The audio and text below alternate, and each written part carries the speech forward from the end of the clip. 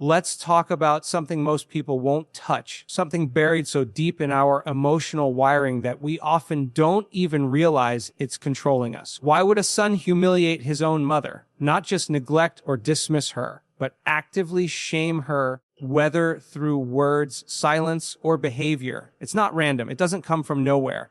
In fact, it's often rooted in one of the most powerful and painful dynamics in the human psyche, the unresolved father complex. When the masculine figure in a boy's life is weak, abusive, or absent, it distorts everything. See, the father isn't just a person, he's a symbol. He represents authority, direction, discipline, boundaries, and identity. A boy watches his father to understand who he's supposed to become. The father is the map, the mirror, and the measure. And when that figure is missing or worse, present but dysfunctional, the boy loses his internal compass. He feels abandoned, confused, and powerless. But here's the real trap. He doesn't know where to put that pain. And so, more often than not, he puts it where it doesn't belong, on his mother. Why? Because she's the one who stayed. She's the one who's there, emotionally available, and physically present. But in the subconscious mind, presence becomes liability.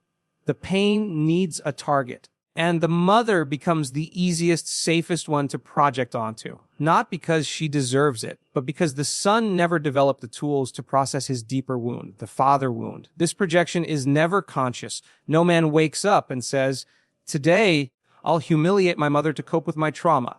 But the psyche is more intelligent and complex than our surface awareness.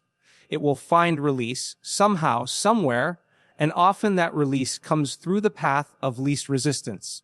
This isn't just psychological theory.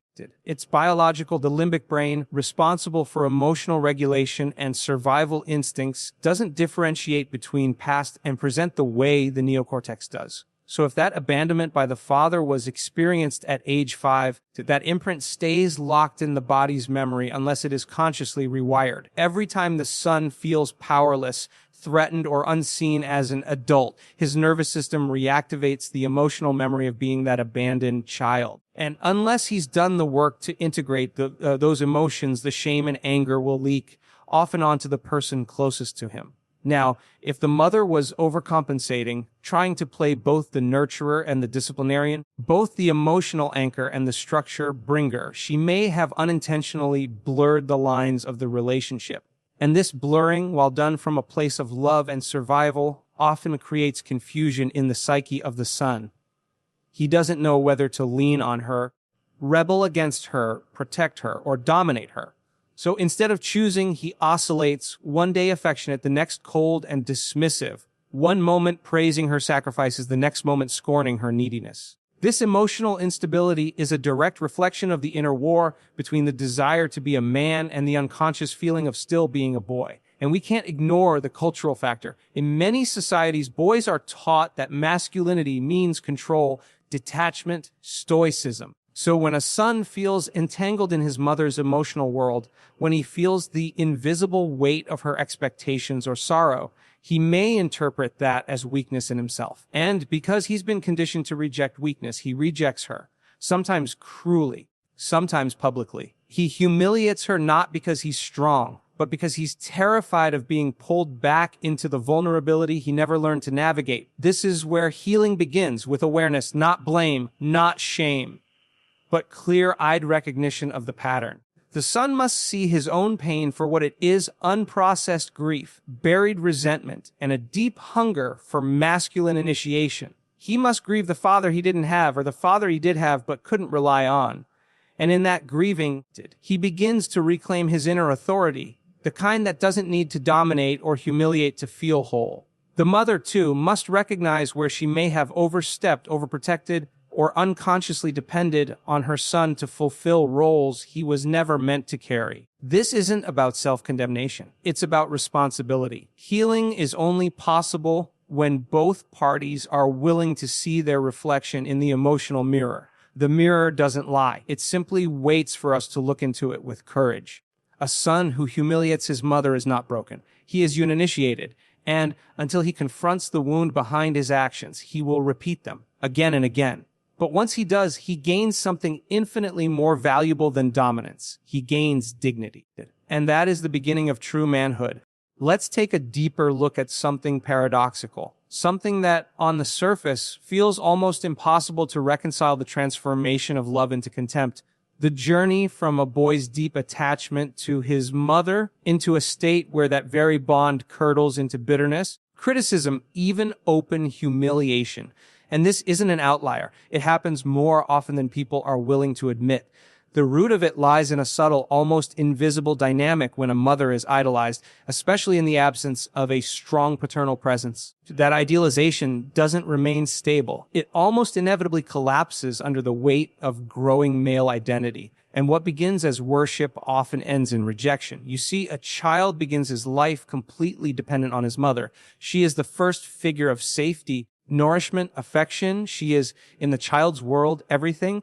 And this intense early attachment is not only natural, it's necessary. But problems begin when that attachment isn't allowed to mature, when either through trauma, loss, or unconscious behavior, the son is not allowed to psychologically separate from his mother.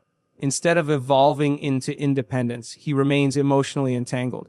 Instead of becoming a man, he stays stuck in the role of the boy who must serve the mother's emotional needs, often without even realizing it. And this is where the distortion begins, because deep down, every boy longs for autonomy. He wants to break away, to form his own identity, to test his strength against the world. But when his mother unconsciously holds on, out of fear, loneliness, or a sense of emotional dependency, he's caught in a double bind. He can't fully leave, because doing so would feel like betrayal.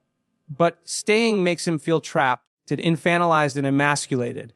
Over time, this tension festers, and what was once devotion mutates into resentment. Now, here's the truly tragic part. That resentment doesn't always come out as conscious anger. More often, it appears as passive aggression, sarcasm, emotional withdrawal, or in the more extreme cases, outright humiliation. The son will belittle his mother in subtle ways, mock her opinions, roll his eyes when she speaks, dismiss her concerns, or use her vulnerabilities as weapons in moments of frustration. These aren't acts of strength. They're the behaviors of someone stuck in a psychological war he doesn't fully understand. When a mother is over-idealized in childhood, she becomes more than a person. She becomes a symbol. And symbols, unlike people, aren't allowed to be flawed. They aren't allowed to make mistakes. So when the son begins to see his mother as a human being with weaknesses, blind spots, perhaps even emotional manipulations, his world destabilizes. The pedestal crumbles. And he doesn't know how to process the disappointment. He may feel betrayed by the very person he once worshipped. And betrayal, when unacknowledged, quickly turns to contempt. Philosophically, this is the collapse of the archetype. The mother, once seen as the sacred protector, it becomes the captor. And in many cases, the son doesn't even know that the rage he feels toward her is actually about himself, about his own inability to define who he is outside of her. When a man doesn't know how to separate with grace, he separates with violence, not always physical, but certainly emotional. And if the mother, out of her own wounds, interprets this rebellion as rejection, she may double down, becoming more emotionally invasive, more guilt-inducing, more protective. This only fuels the fire. The son feels smothered. She feels abandoned. Both believe they're right. And in many cases, both are partially correct, but neither has the full picture. What's required here is something few families practice: psychological differentiation. The son must be allowed to become his own man, and the mother must accept that her role in his life must evolve. That doesn't mean she's discarded. It means she's honored differently, not as the center of his world, but as the one who gave him the tools to build his own. This requires painful honesty. For the son, it means recognizing where he's used cruelty as a coping mechanism. For the mother, it means acknowledging where she may have held on too tightly, even with the best intentions. Both must mourn the fantasy of perfection, the idea that their bond could remain unchanged forever. Because love, when frozen in time, eventually suffocates. The humiliation a son directs at his mother is rarely about her. It's about the psychological shackles he hasn't yet learned to unlock. It's about his need to become a man in a world that taught him to stay a boy. And unless he confronts that truth, He'll continue to hurt the very person he once adored. In the end, contempt is not the opposite of love. It is love gone stagnant, unprocessed, and turned in on itself. And if we want to heal that, we must be willing to speak the truth, no matter how bitter, and walk through it together with our eyes open. Because there is no liberation in rejection, only in reconciliation. One of the most overlooked truths in a young man's development is this: if masculinity is not modeled, it will be misdirected. It's not optional. Boys don't grow into men by default. They grow into men by imitation, by watching, absorbing, and testing themselves against the examples of mature, integrated masculinity around them. And when that model is absent, fractured, or toxic, the boy doesn't just grow up confused. He grows up dangerous to himself and to others, especially to the people closest to him. And more often than not, the person who bears the brunt of that misdirection is his mother. A son who grows up without a clear, consistent, and reliable father figure is left to piece together his identity in fragments. He looks for clues anywhere he can find them. Sometimes in older boys, sometimes in media, sometimes in the cultural caricatures of manhood that equate power with aggression, status with domination, and respect with fear. These are hollow forms of masculinity, but to a boy starving for structure, they can look like the only available path to becoming a man. So what happens? The boy grows older, but not deeper. He begins to embody the external signals of masculinity, maybe strength, assertiveness, even charm, but internally he remains uncertain, insecure, hollow. And that insecurity becomes a breeding ground for hostility, because deep down he knows he's faking it. He's wearing the mask of the man, but inside he feels like a fraud.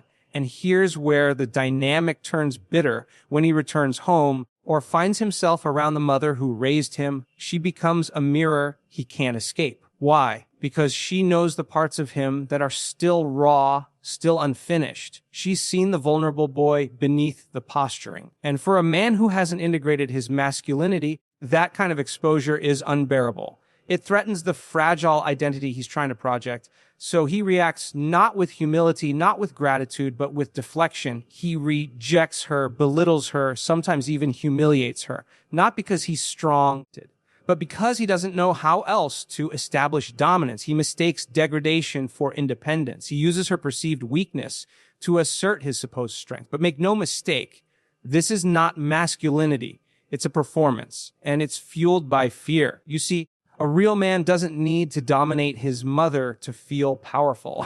A real man isn't threatened by the presence of nurturing. He doesn't need to crush softness to assert identity. But a boy masquerading as a man, he does. Because in his mind, strength and emotion are incompatible. Vulnerability equals weakness. And so he wages war on anything that reminds him of the parts of himself he hasn't yet accepted.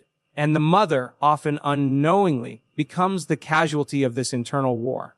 If she's nurturing, he calls her smothering. If she offers guidance, he calls it control. If she seeks connection, he calls it manipulation. All the while, he's not fighting her. He's fighting the version of himself that never got to grow up in the presence of a healthy father. He's fighting his own confusion, his own longing, his own unmet need for direction. This is why it is essential, foundational, that we understand the psychological architecture of masculine development.